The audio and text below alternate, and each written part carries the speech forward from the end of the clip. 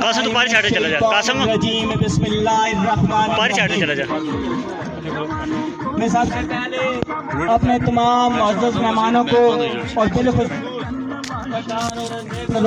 सरदार और एक साथ तमाम मेहमानों को जिनके नाम में नहीं जानता, उन सब को दिल की अथाह गहराइयों से लद्यार के इस बुलंद व बाला मकाम पर अपने घर में मेज़बान होने के नाते खुश आमदीद कहता हूँ।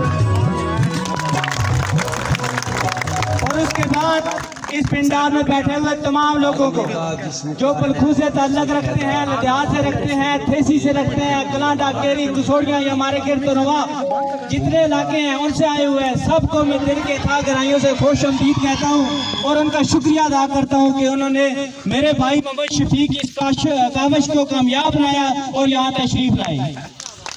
और मैं आज बात करने के मूड में नहीं हूँ और ना ही मैंने करनी थी, लेकिन मेरे पास अहबाब हैं जो ये समझ रहे थे कि मैं जैसे कि यहाँ के मुस्लिम लीग नून की मुखालफत कर रहा हूँ, जो हमारे काम कर रहे हैं, ये कभी नहीं हो सकता कि पलखू का काम हो और मैं फर्जंद लजान हो के अपने गाँव के साथ गद्दारी करूँ। मैं इंशाअल्लाह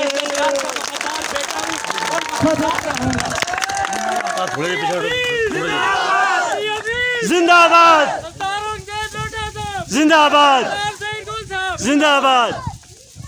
और मैं अपनी बात को खत्म करता हूँ क्योंकि मुझे उस्ताद जी ने थोड़ा सा टाइम दिया है। सिर्फ अपने मेहमानों की नजर एक शेयर करना चाहता हूँ, खुसूसन अपने MPA साहब और अंजेम नलोटा साहब के लिए कि मैं तो इस वास्ते चुप हूँ कि तमाशा न बने। वो समझते हैं कि शायद मुझे उनसे खिला कुछ भी नहीं। वाह सलाम।